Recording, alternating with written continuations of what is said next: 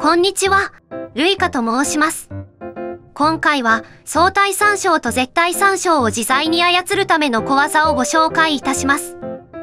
こちらの表は値が10、20、30となっていて合計が60となっています。そしてそれぞれの行で構成比として自分の行の値を合計で割った割合が表示されています。このように構成比などを計算する場合、一つのセルに数式を入れたら他のセルはコピーしたいので、このようにどのセルからも参照する合計セルはドルマークをつけて絶対参照にすることが多いと思います。この表一つだけであればこれで特に問題ないのですが、表をコピーしようとした場合、この絶対参照の部分が邪魔になることがあります。表をコピーして縦方向のセルに貼り付けをしますと、このように絶対参照のセルは変わりませんので、コピー元の表の合計を参照してしまいます。値を変えても自分の表の合計を参照していませんので、構成比も正しい結果になりませんね。それぞれの行で合計のセルを相対参照で参照していれば、表をコピーしてもコピー先の合計行を参照することができますが、そうしようとしますと、最初のセルに入力した内容を他の行にコピーすることができないため、一行一行数式を入力しなければならず、とても大変です。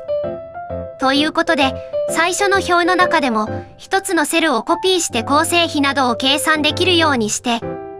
さらに表全体もコピーするだけで、ちゃんと自分の表の合計を参照できる方法をご紹介いたします。やり方はいろいろあるかもしれませんが、今回は2つの方法をご紹介いたします。まず1つ目の方法ですが、最初の構成比のセルに合計を絶対参照にして構成比を出す数式を入力します。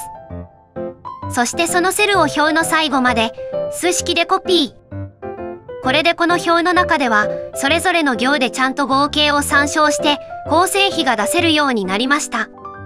しかしこの表を他の行にコピーした時に絶対参照のままだと、先ほどの例のようにコピー先でもこの表の合計を参照してしまいます。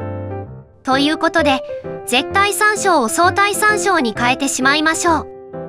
構成比のセルを選択してコントロールと H で置換ウィンドウを表示。検索対象が数式になっていることを確認して、検索する文字列が絶対参照を表すドルマーク1文字。置換後の文字列は何もなしです。そしてすべて置換。これで数式内のドルマークが消えて、すべて相対参照の数式になりました。実際に相対参照のまま各行で合計行を参照していますね。あとは表全体をコピーするだけです。コピーして貼り付け。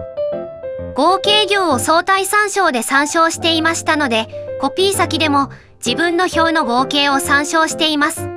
置換でドルマークを消すだけの簡単な操作ですので、ぜひ試してみてくださいね。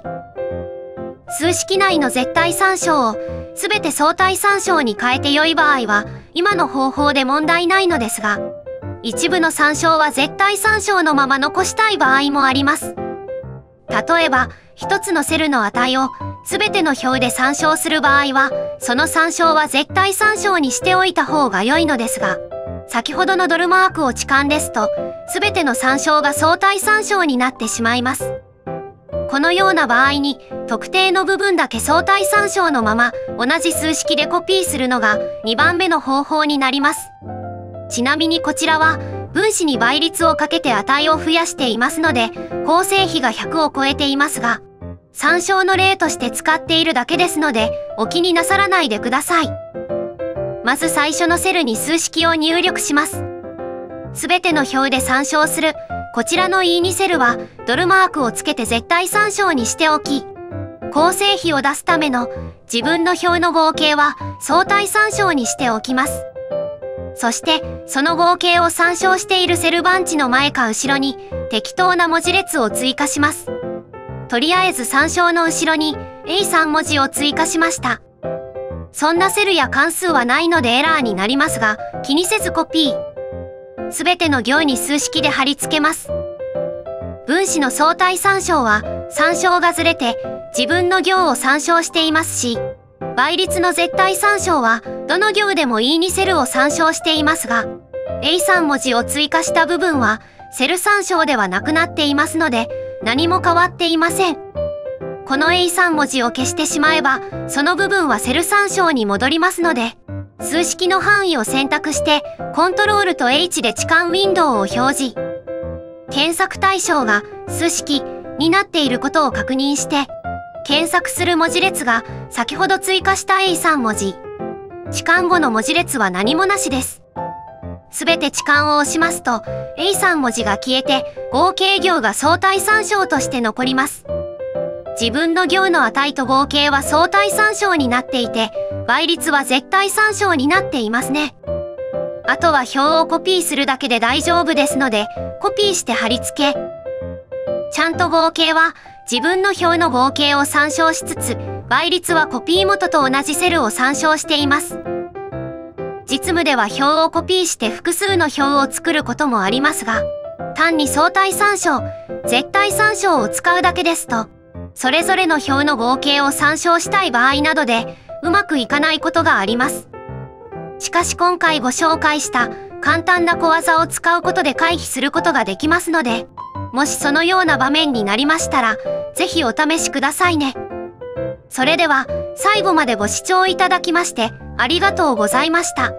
チャンネル登録やコメント、SNS でのシェアなどしていただけますと、とても嬉しいです。